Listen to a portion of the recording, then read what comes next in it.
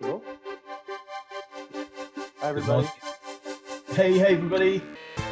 Hey, James, how are you doing today? I'm great, Stefan. How are you?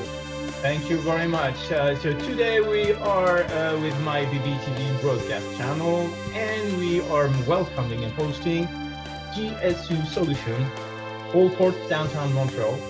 And we're going to talk about something interesting in this Facebook Live today about the conversion metrics. And this is all about how to turn social media into customers. Is that right, James? Yeah, that's right, Stefan. It's how we've made our name, and I was in our live last week. I briefly touched upon it about how it works, but it's a whole day long presentation itself, and I'm cramming it into this very short 30 to 45 minute explanation of how it works, what it does, one small case study, as well as like a step by step how to do it. And at the end of this, we're actually going to have we have a contest for everybody that's tuned in, has engaged with the event, has said they're going to watch and see what the conversion matrix is all about. So that's our thank you to you guys. And so be sure to stay tuned to see what the contest is all about.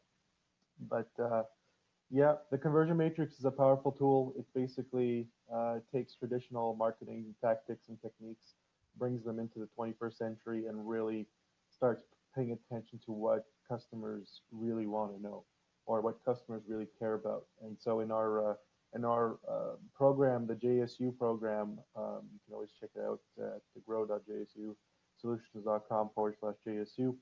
We actually did a little exercise yesterday talking about how you can attract your customers with special events or content that is relevant to them, and that plays into the conversion matrix of what is appealing, how do I make a buyer's journey around content, around ideas.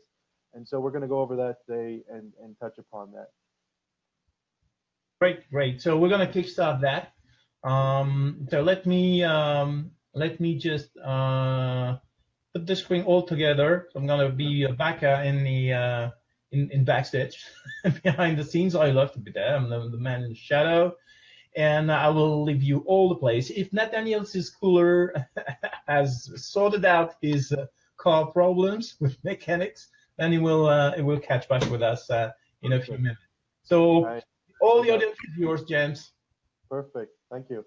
So just a really brief kind of description about who I am.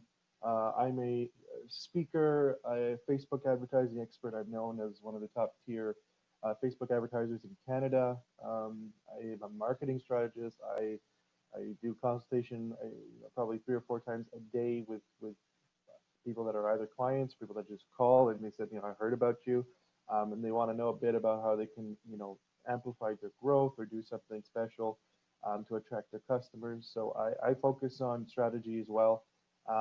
And I'm an exponential growth generator, meaning I focus on how to not just grow your brand every year, but year by year by 5 or 10%, but try to get you to that 100%, 200, 300%.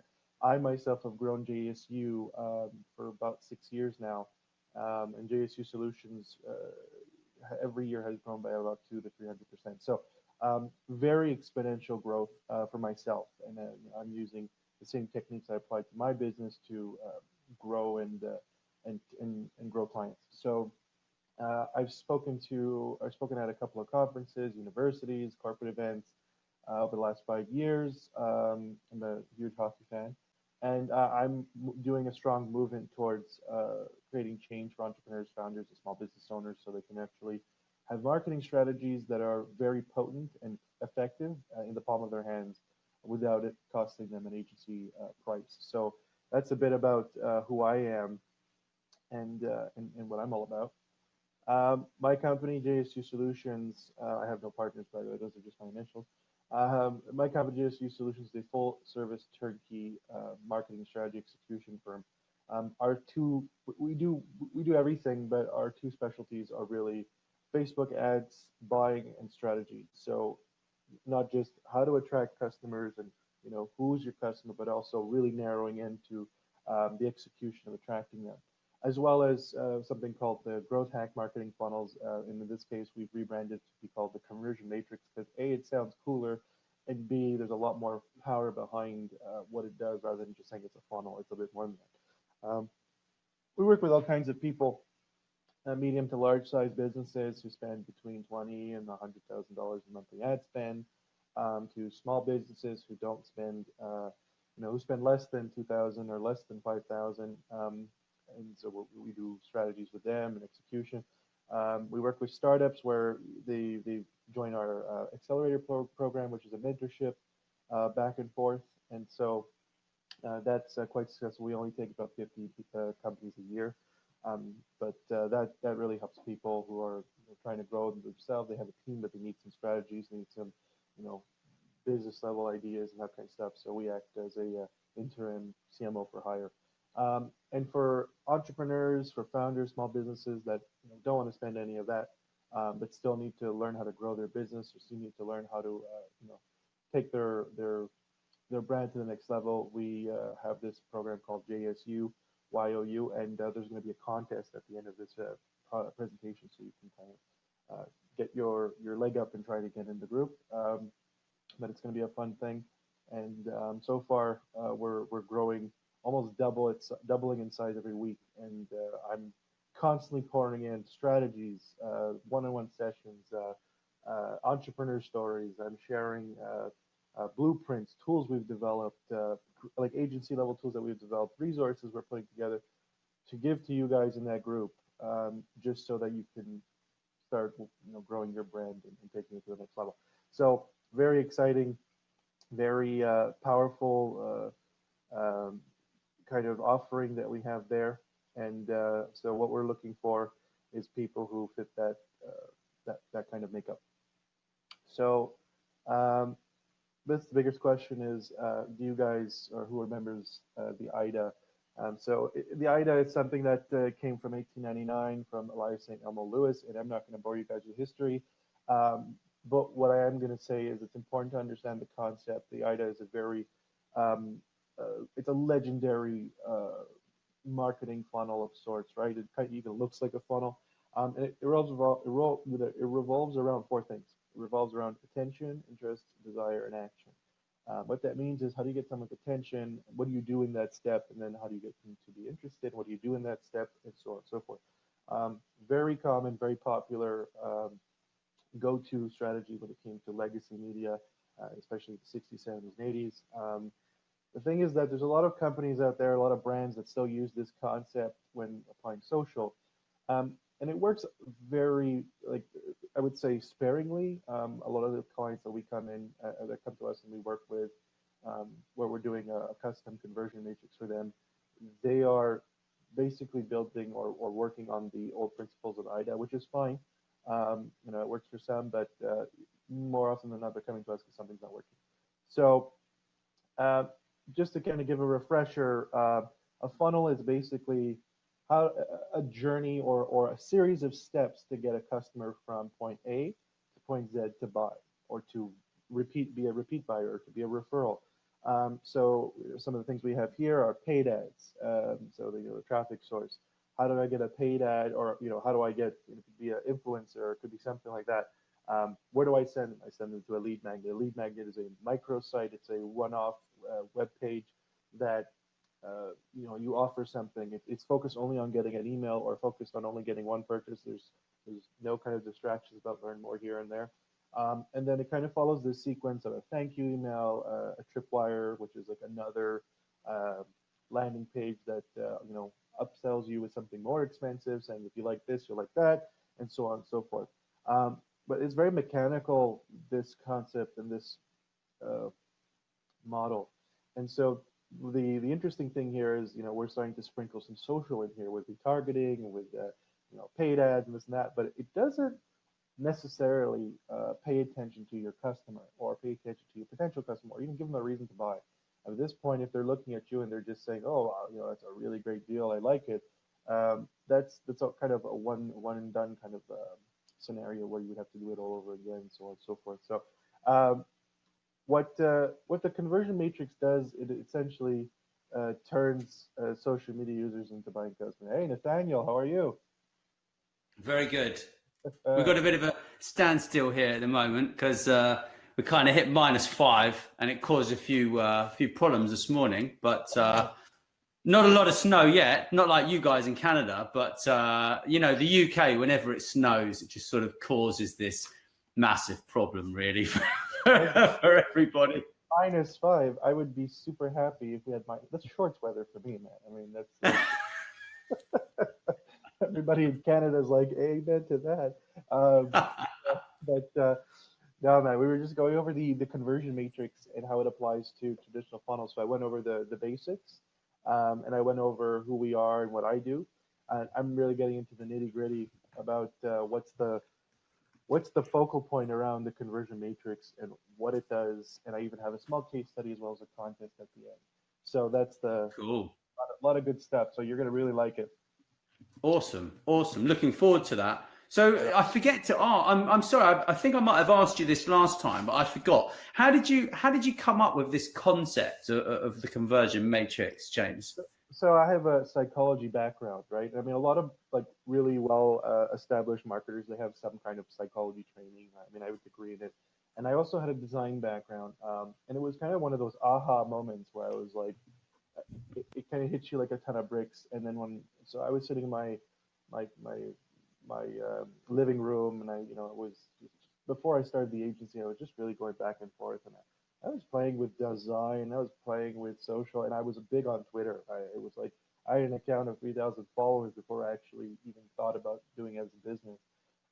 And so I was just like, I would post a graphic, I would post an article that I wrote, and then I would just see how graphic A would change the response of person B, and so on. So I started to see this pattern, the kind of this school of fish that would move in every which way direction. So I was like, holy smokes, like there's something more here. And I was thinking to myself, what if we actually paid attention to these people? And the best selling, or I remember when I was working in bigger white collar industry, the most powerful statement someone told me, it's not what you know, it's who you know. And so I was like, how can I turn that who you know on a scale and start paying attention to people, without making my eyes go cross-eyed. And so that's when I came up with this concept of creating a buyer's journey before you actually ask for a sell. And so it's really a powerful kind of sequence that we can get here. Hey, Stefan, we can kind of see your conversation there, buddy. Don't want to see those, secret banking information. But essentially, Some secret notes here, James. I know. I can Secret. Tell. Yeah. So essentially, we took those concepts on the macro level, and we really dialed it down into an actual process. And then we put it to the test, and we're like, okay, this is pretty easy. Influencer traffic, and then we sent them to a blog post, and then we sent them to a video, and then we sent them to about 8 points before we actually asked for a buy. And that was when we realized, hey, this works. Even if it cost me $200 to warm up this audience, I'm getting them now at a cost per install or a cost per lead or cost per acquisition of 30 cents before I was getting at $30. So that small amount of time of getting to know someone and giving them a journey to kind of build credibility and understand who you are made all the world of difference when it came to getting them to convert and getting to stick around. A big reason I've been applying this concept on LinkedIn for myself for the longest time. And last year was about the only time I actually decided, okay, maybe it's time to advertise now. And one of the things I mentioned earlier in the call was that I've grown the company exponentially every year by year. So it's extremely powerful, and we apply it, we execute it for clients. But this presentation is all about explaining how it works, the kind of understanding behind it, and then how can you build it for yourself, which is the real fun stuff. So essentially what it does is it basically, like I was saying, it constantly drops your cost per lead. It develops an algorithm-proof lead gen machine. It creates a scalable and sustainable source of leads. So the moment you have 5, you can go up to 200, or you can inject another $100, and your leads will come in multiples. And so it's really important. It really focuses and forces you to segment your client base so you understand who is who and what's going on, and how to get into the psychology of them so you can be more relevant with your content. And it also creates dozens of touch points to optimize itself and to optimize the cost per lead that's coming in day by day and month by month. So it's really an important and powerful sequence. it also helps make it algorithm proof in the sense of like you no longer have to worry about how many people are going to be affected every time Facebook does a change or Twitter does a change or something. So there's a lot of power behind it, and it kind of gives people a little bit more peace of mind when planning for the future. So translation, it just means more money. It means more customers. It means happy customers. It gives them an experience that's more than just transactional. It is, experiential or experience sharing at its best. It's a buyer's journey on steroids before you ask them for the sell. So, what does Great. it mean? At the step point of view, it's really, there's a lot of ingredients to it, right? And Nathaniel, I'm sure you'll agree that as I go through this, it can get a little overwhelming, but it can be a combination of things from hundreds of ads to dozens of landing pages to 4 or 5 lead magnets to 3 or 4 videos to one big item, one small item to upsell, downsell. It's really on a larger scale, connecting all the dots and getting the people to a point where they're like, oh, okay, like, I've seen this brand 30 times. I know this brand very well, and I want this brand. You're really going through a psychological, journey of okay, how do I get to that point? So it's a very potent and powerful strategy, and this is kind of a snapshot of the way it works, like in a conceptual sense. So, in an example, we would take a video and show it to people. A video could be 30 seconds, and you're introducing yourself, or you're introducing your brand, or you're giving them a content. You're giving them like a video series to watch, so they can actually follow a story. Everybody loves stories, and so you can kind of put them through this sequence. So it would be something like video, retarget people who have seen a video for 50%, and then show them a blog, and then from that show them how many people have clicked the blog, show them another video. So what you're doing is you're starting with this giant base of people and slowly refining it more and more and more to the point where now you're giving them evergreen content. Now they're like this highly relevant audience. You're like, oh, how did I get to this point? How is the, how did I, get to this story? Well, it doesn't matter because I like what I've seen, and it all kind of connects with each other. Yeah. Can I just stop you there? Oh, sure. Because I think a lot of people they don't know what evergreen content is. I mean, obviously I know what it is. You know what it is. Your team know what it is, and all of the marketers that we know what it is, right? But a lot of entrepreneurs, small businesses, the small guys, the little guys, they don't know what it is. So I think it'd be quite helpful to kind of. Evergreen content is something that doesn't decay over time.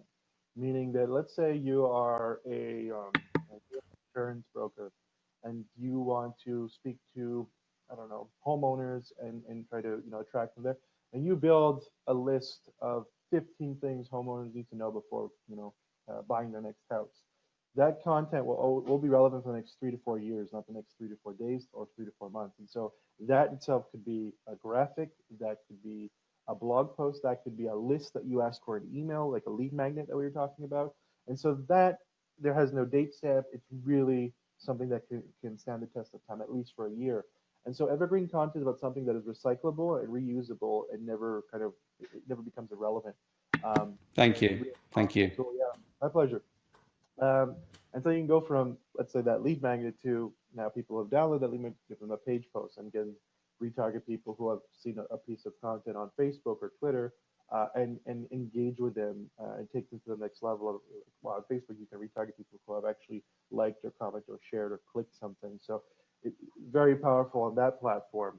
Then you can send them to another blog. Now you kind of see, I don't know if you guys can see it or if I can zoom in here, but essentially this map has touch points labeled with it, meaning this person has seen the brand once, twice, 3 times, 4 times, 5 times, 6 times. What you're doing is you're taking out an audience that is huge and you're refining. And when you combine that with the power of being super specific in your buyer persona and segmenting, now you have a very potent and powerful group of people that have followed you this far. And if you can get them to at least a touch point of about 6 to 10, you can probably ask for something in return. And this is it's the concept or the principle of Gary Vaynerchuk's jab, jab, jab, right hook, but really on steroids. It's like really taking to the nth degree putting a label on everything that needs to get done, and really understanding how, how to get into their mind and how to offer stuff that's really relevant to them. So an example, you're a lawyer and you want to understand, you're trying to attract people for, I don't know, corporate litigation. Well, the first thing you do is you start with a video talking about corporate litigation, and let's say 3 or 4 pitfalls that every business owner does before they contact a lawyer. And then the next thing you do is you create a video and you talk about, or the next thing you do is you write a blog post and you talk about the same thing, but maybe a case study or an example. The next thing you do is do another video and talk about corporate litigation, 3 more points, and then so on and so forth. Then you do evergreen content, you do a checklist. Should I contact my lawyer? Should I contact a lawyer if I have these 30 symptoms of corporate litigation sickness? I don't know, like something ridiculous like that. And then you start to go So, check one.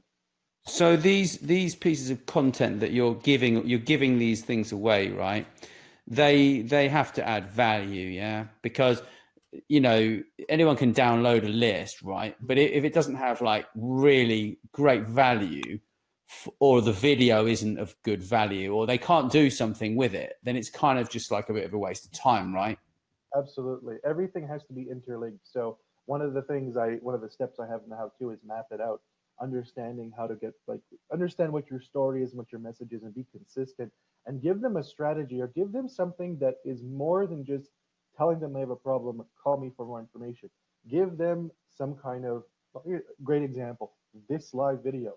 I'm giving strategy that I charge thousands of dollars for, because this is about giving people a solution, a new alternative way of doing business, something that's actually measurable and impactful and can actually carry the weight of a brand growing. So it's all about giving value that actually has meaning more than just the empty checklist, because people are not they're gonna look at that. And let's say the checklist is very hollow and has no content or nothing of value there.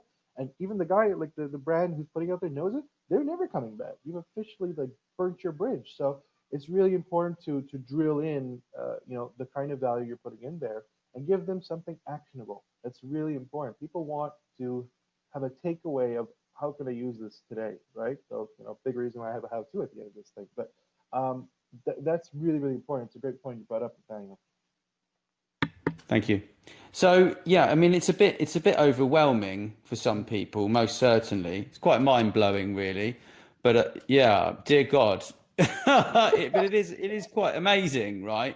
Yeah. But I think for a lot of people, they're going to find it quite overwhelming, quite intimidating, because there are so many different steps, right? But it's breaking it down, isn't it, into a simple methodology of, step by step, brick by brick, right? Like you're not going to just get all of these things set up at once. Yeah. That's right. So I'll walk through a case study really quickly, and then we can kind of go through how people can take this and just digest and apply it tomorrow. This is really, really, really important. So this quick case study, just to protect their client's anonymity, I'm being a little vague with who it is, but essentially the focus was they were trying to attract B2C, right? And they were trying to get emails. They were trying to get people to register for an event and actually show up. Biggest pain point I see is that a lot of people are terrified or daunted at the idea of having to go and ask people to physically show up somewhere. A lot of people in retail have this issue too. So this is really an ode to them. But this works for B2B as well. So essentially, they were relying on legacy media, print, broadcast, television, radio, handouts, flyers, you name it. Very, very old school. Their cost per lead measured was about $250 to $450, sometimes $500. Astronomical. They had 30 they had 30 locations that needed to be or 30 plus actually, I should say, that needed a kind of a strategy or some kind of method of not only attracting but tracking and measuring, right? One of the big things about this conversion matrix, it's all about analytics and it's all about measurement. So if you can't measure it, then then there's nothing. Then it's just a jumble of things. But the power is in the analysis. So we were looking to drive leads to each location with events through Facebook ads and this conversion matrix, and we had only about $100 to spend per location. keep in mind they had about a 250 to 450 cost per lead. So that was like handcuffed, but very, very small and micro. But we made it work. So before we started, usually we had Wow. something that we had nothing, zero, zip, not a zilch. Hmm. And hat tip to Pulp Fiction there. We implemented the conversion matrix, and much like Neo, uh, overnight was like, I know kung fu. I now have a strategy. I know how to reach these people. I know how to reach them again and again and again. So what we did was we essentially took the conversion matrix, applied it to 30 different locations, um, but we also were very specific with who we were targeting. So we created 5 buyer personas. So I mentioned 5 segments. One was I don't know, let's say someone who's between the age of 28 and 32 who has 3 kids and has an income of this. And when we did all our research and whatnot to really drill into the idea of how do we know who's going to buy from it, we looked at the historics, we looked at who was their previous customers, and then we made a kind of a type A client, and then we just built 5 of those and tested them all. And so quickly, you can do that yourself by just taking down take a piece of sheet of paper, a notebook, whatever. Think about who have purchased from you, and just map out every detail you can think about, from the car to what kind of cologne they wear to the suit, whatever. That is all targetable. Everybody has about 1,500, if not more, data points associated to their own account on Facebook. Yes, there's privacy settings, but at the same time, the amount of apps you use and the purchasing and whatnot, there's so many data point partners connected to Facebook that it's just a matter of cross-referencing and saying, I want this target, boom, let's go, let's do it. So that's what we did in this case. And so it was really, really powerful because almost immediately we saw results within the first event. So really quickly, our process was driving a brand awareness ad with no video to kind of prime the audience. And we did this a couple of times, and then we sent them to an event asking to RSVP. We did this. So this is a face-to-face event, right? In a location, and you spent $100, Mhm. yeah, per location, and you had 30 locations. So how many people did you get into each one of these events, James? So I have a stat here. I'll jump to it in a second, but I used one example. I'm going to just go through the process a little bit, just so you can kind of get your a taste of how it works. So we did brand awareness ad. We did a couple, maybe 2 or 3 for the segments, and then we sent them to the RCP. People who engaged with the ad but didn't say I'm going or not, we then retargeted them, and we did this on a scale of 30. So you followed them. You followed them around on the internet, and you put adverts in front of them to remind them of the existence of this original campaign.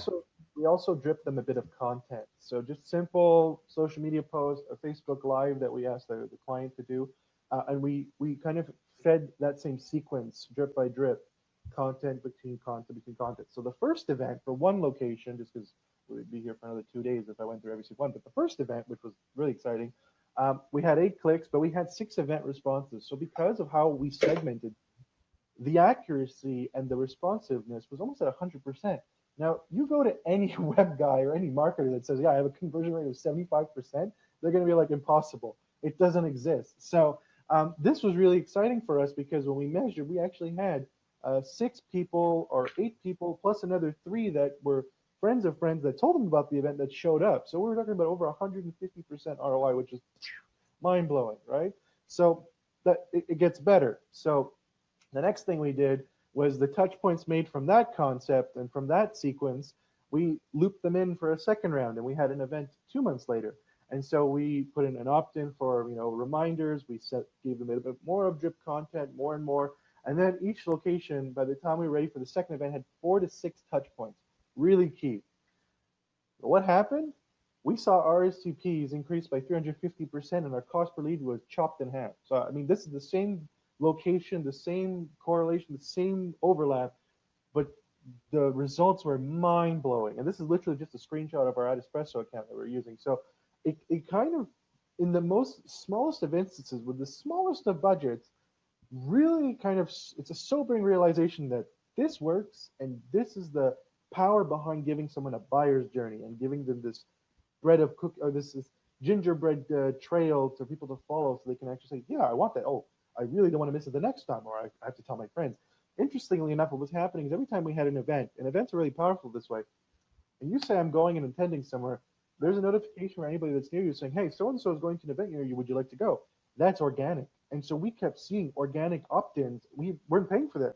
So where we paid for, let's say, 30, we got 60 because it was this ripple effect, like, blip, blip, blip, blip, blip. To the next point, you have all these friends who have congregated and have tracked them. And it's this powerful, social media ripple that we all talk and hear about. But this is really, how events are the next level of that kind of thing. So this can be applied to a digital event as well. We did the exact same thing for this Facebook Live, and it's it's the first of many. But it just in itself, from it's, again, using our own stuff, we hit Stefan, you can agree with me here, but 9,000 people last Wednesday, and we had no advertising. We took that, retargeted those people, added a couple of pieces of content, and now we had over 100 people that said they're going to show up for this one. That is powerful. I think I spent very $10 good. on that. Yeah, so it's pretty wild. How much did you? Sorry, how much did you spend? It's like $10 just to advertise the event a little bit. It was all $10. Yeah. So it was really like fun I have questions from the internet. Like, people are crazy about what's happening here, and they are asking, are you gonna deliver some online courses training? Because actually, you're showcasing member, and people are like putting back that Joe, I will be doing that. And it's no big secret. It's about discipline, learning the ropes, right?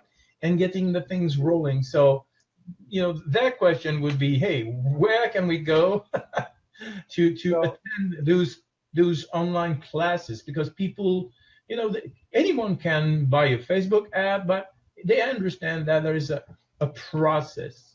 Then before the process, there might be a discussion about the strategy, where you have completely in mind a plan, then a B plan, and then you apply them. You can take some corrective measures, of course, in the meantime, but you need to prep work that. Otherwise, it won't do the magic that you're showcasing, right? That's right. So we have a group, it's a private program called JSU, and I mentioned it a couple of times in the last two lives. We're going to go over actually how to build your own. I have a short tutorial here, but in there, I do a lot of Facebook Live. I do a lot of one-on-one. I do a lot of process mapping to show the science and how to apply it.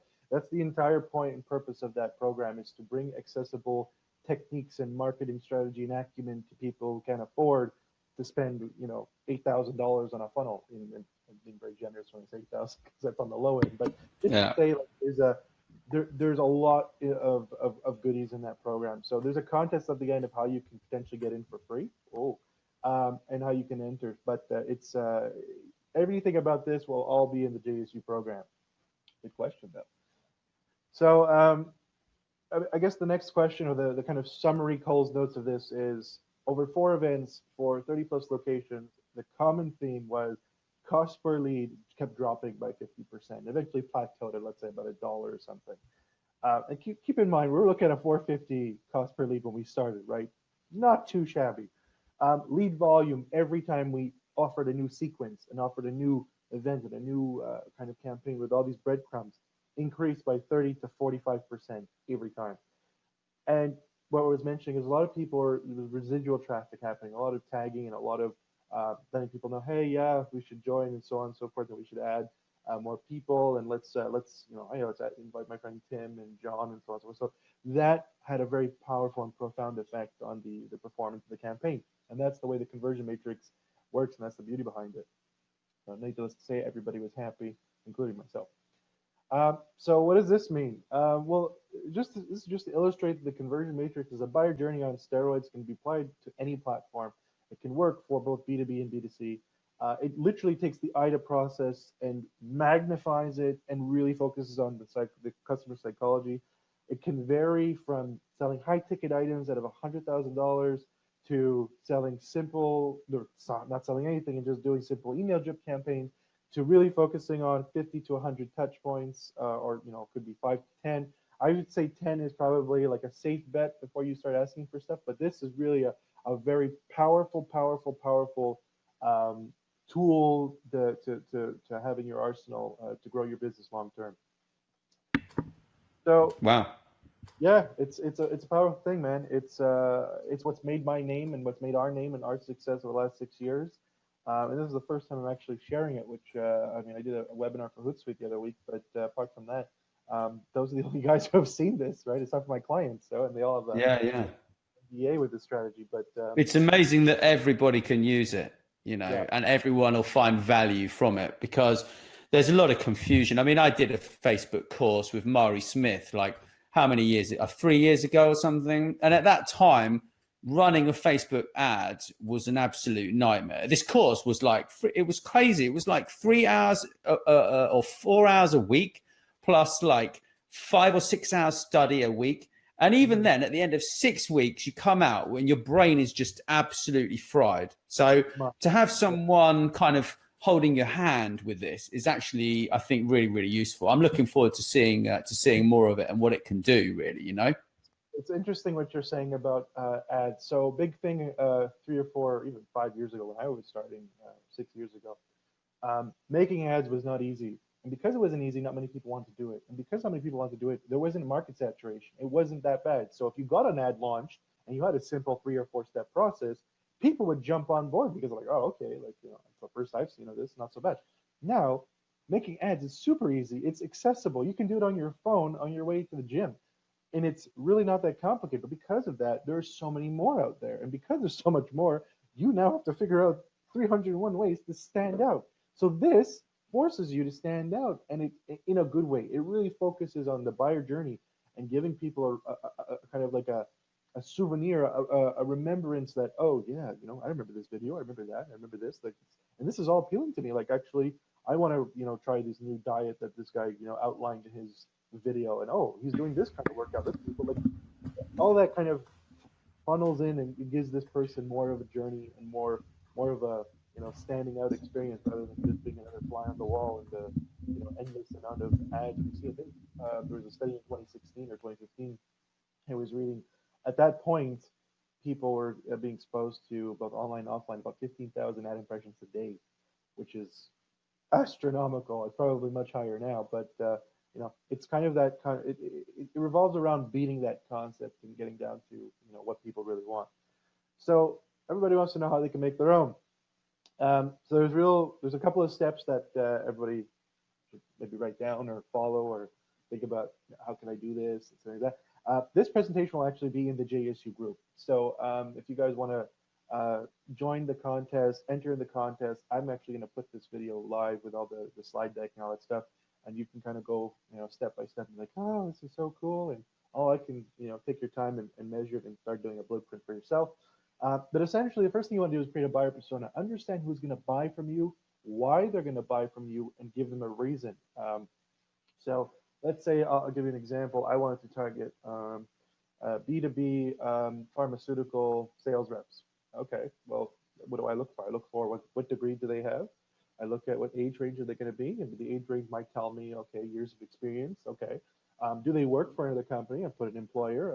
You know, what kind of car do they drive? Oh, okay, well, they drive this. Okay, well, you know, car benefits, that might give me an idea of what tax bracket they're in. Okay, that's cool. What you know, in the States, you can get really scary about going to credit score. You can go to how many houses do they own? What's their home household network? Like, you can really get into the specifics. So dialing that in as specific as you can and do 2 or 3 really is the home run hit you're looking for. The next thing is to really get into the psychology of these guys. Why is that guy your type A? What problem do you solve for them? What solution? What drips of content can you give that are actually going to help them? That's going to be your secret weapon. That psychology element is not used. I would say it's used by maybe 10% of marketing companies or marketing firms or just companies that are doing their own marketing. Very few think about this. So this is really to think about, okay, how can I get to this point? What do I need to give to this guy? What is he going to get from me? What's the journey I can give them? What stories can I tell? People love stories and they love endings, right? So they're going to stick around and see to the end what's going to happen. That is extremely important. So the next step would be to define how can you create touch points for them. This can be on platform, it can be off platform, but you also need to understand conversion objectives. So a couple of examples I gave mentioning evergreen content posts. evergreen lead magnets, checklists. We're talking about blueprints. So a touch point. And let's clear this up for people that might be a bit lost. Yeah, a touch point is any kind of touch that you may have. It could be like a comment. It could be a blog. It could be anything, as long as that person is seeing some of the content. Right? Is that correct? Yeah, Okay. so a good way of thinking about a touch point is, imagine you're walking down a strip of road and there's nothing there. There's just desert. And this strip of road, a touch point is like, let's say, a piece of a billboard, right? But the billboard will be like a facsimile, an example. And that billboard is your evergreen content. That's your checklist that you ask them to download. That's the ad they see. That's the video series that they see, and they follow it, right? So every touch point, every billboard has a rope attached to each other. And so they just look at it and then they follow the rope. And then they follow the rope again. And they follow the rope again. You're giving them this guided tour about Right. how you can help them. So a touch point is really more than an impression. It's you have made contact with these people in one way or shape or form, and now they understand. Now they want to say, okay, what's the next thing? Or and because they're following the rope, you're also, that rope is your lifeline to them. You can come back and speak to them.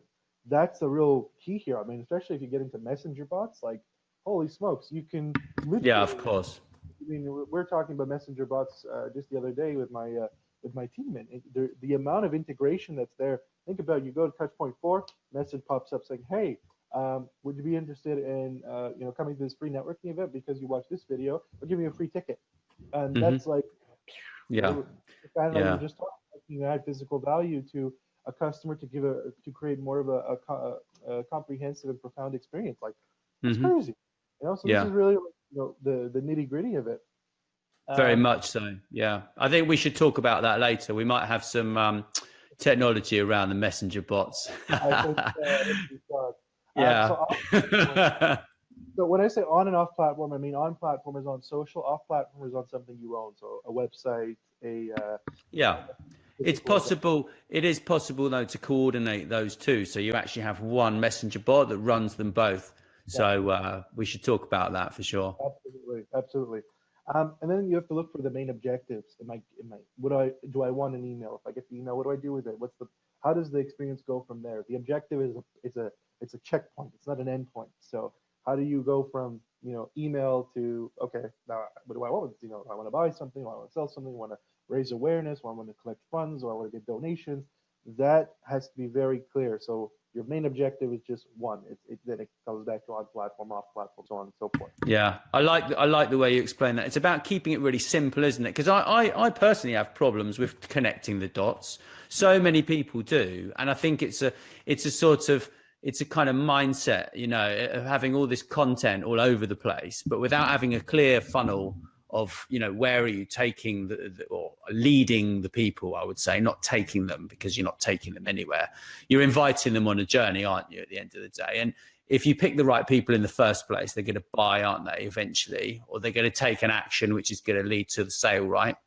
That's right. It's all about giving value and giving them a reason to want to follow it and kind of do it step by step. That value can be a newsletter.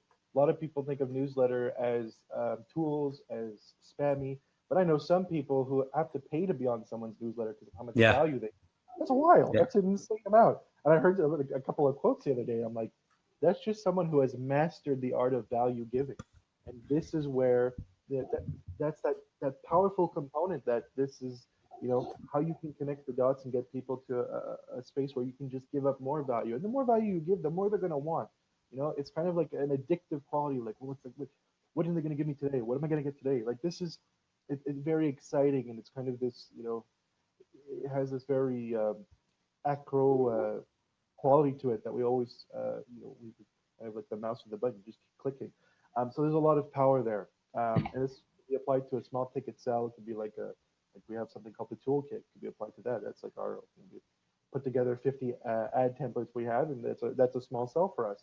Subscription based, that's the JSU program. High ticket sell, that's like a large contract for us. It all applies. So it's just about understanding how the journey works and what happens once an objective is met. So thank you. 3, my pleasure. So step 3 talks about mapping it out and understanding, okay, how can I get the email, the sell, and so on and so forth. and creating 2 or 3 touch points, ads, evergreen, using that combination that I was going through. So just take a a blank piece of paper and just write it out, draw it out, and start to see. It doesn't have to be perfect. It doesn't have to be beautiful. It just needs to make sense. And you're starting to take a strategy, an idea, and turning it into an action, which is really important. So you can kind of start to see the matrix that I showed you before, right? All those touch points. Well, I just basically walked you out how to make your own. So it really starts to kind of create this aha moment of like, okay, I get it now. I see it. And you're going to really see the power when you see your bottom line, when you see the cost per lead, when you see the click-through rate go up and the cost per lead go down. That's the matrix doing its job. Really important here is to make rules. Some of the rules that I use are like frequency rules. So how to avoid, it looks like my presentation is frozen here, but essentially how to avoid being overly spammy with a client or yeah. So an example, Facebook has this thing where you can go and check it out, and I have it in my presentation. Oh, there we go. Basically, it's automated rules. They just rolled this out like a year ago, and essentially you can go and say, if someone sees this ad more than 2 times, stop for that particular person. Oh, very cool. That's very, very, very useful. Yeah. Nice. It's really powerful, and it's kind of like this perfect world where you can kind of create an experience, but it's not an intrusive or abusive experience for them. So next one here, we have, my slides are gone, but be analytics obsessed. So study, measure, and understand what click-through rate means, understand what cost per click means, understand the behavior behind that. And I'll give you an example. Click-through rate means, did they click, yes or no? And what percentage of people from the total audience you're looking for clicked. And then you have to understand the benchmarks. So, what's good and what's reasonable. So an example, if I tell you 1% click-through rate is actually not that bad, you won't feel so bad if you get 1% click-through rate on your first ad versus getting 0.01%. That's not good. But understanding the analytics of click-through rate means, did this ad or graphic or video appeal to them? Did they like what they saw? Did it intrigue them? And if it didn't, you go back to the drawing board, you tweak. Understanding what that means, because that behavior as the funnel goes on, or as the matrix goes on, will dictate your next move, will dictate how they're going to behave and what they want next. Really important. Kind of putting, like a seismologist would put his ear to the ground for earthquake, this is the same thing. The next thing is to power it up and monitor obsessively. I know we monitor on an hourly basis. And I'll tip my hat to my good director, Patrick Murphy. He looks at everything. He stares at this giant data center. We're just looking at the ads and monitoring stuff. That's how we are, right? Because we have this as a business model where we're doing this for so many clients. But the idea is really focus. If you can't do it hourly, do it at least once a day. Look at what the ads are doing. Look at the learning phase and kind of go from there. And lastly, really optimize the matrix. Make sure you're picking content that from point A, you see which ones worked well and do more of that, right? It's like common sense, but really from the ads, the colors, the video content, the layout, the copy, everything is measured and everything can have an impact on conversion. Right. And focusing on what worked well and then refining it and doing it again, that's really, really important. Mm-hmm. And my last slide is to scale. Once you see something that works well, increase the budget by 10 to 25%, then 25 to 50%, and then again 50%. You can see something scaled. You can put your own benchmark saying, I'm happy if I get $5 a lead here, or $5 a sale, or 30 cents. Once you see that, now you can say, okay, is it being constant for 3 days? Great. Okay, now it's time to add budget. Constant for another 3 days? Great. Okay, time to add budget, and so on and so forth. Then that's when you get a nice volume coming through. Yeah. And that, in a sense, is the conversion matrix blueprint of how to do it. It's very customizable. It works for everybody. It is the opposite, in the furthest way, from a cookie cutter model. There's nothing easy about this. But when you actually get it up and running and you do it and you put in the hard work, it actually makes a lot of sense and it actually works. It's the epitome, the best example of a marathon versus a sprint. So it's really powerful and very hard hitting in the way that it can actually generate business for you on the long term. Right, but it can generate business in the short term very quickly, right? You know, Absolutely. If I look at the event and that client I was referring to, they still within 2 weeks of working with us had people through the door. So it wow, really is about you know finding the right person first, starting to get your message. You're going to get early adopters for sure, even if you're a SaaS company, yeah, and you kind of understand like, okay, how can I help you, and so on and so forth. You're starting to create touch points with the right people. That's important. That's the most important part. There's no point running a conversion matrix to people that have no idea who you are and don't even care. If I'm targeting lawyers and I get real estate agents, does not matter. It's a flop. So really drilling in the buyer persona is important. yeah. Okay, so now I have a treat. We're giving away 2 annual memberships to the JSU program. This is just a little gift of all the stuff that's inside, and it's a value of about just under $1,000.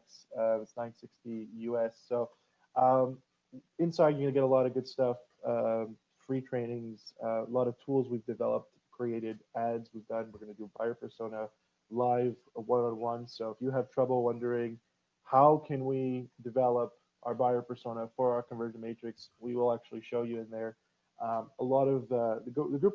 I mean, when you go on, click the link and you enter the content, you'll just see everything that's inside. It's focused on Hmm. giving back. That's really what it's about. That's the intent. Um, Cool.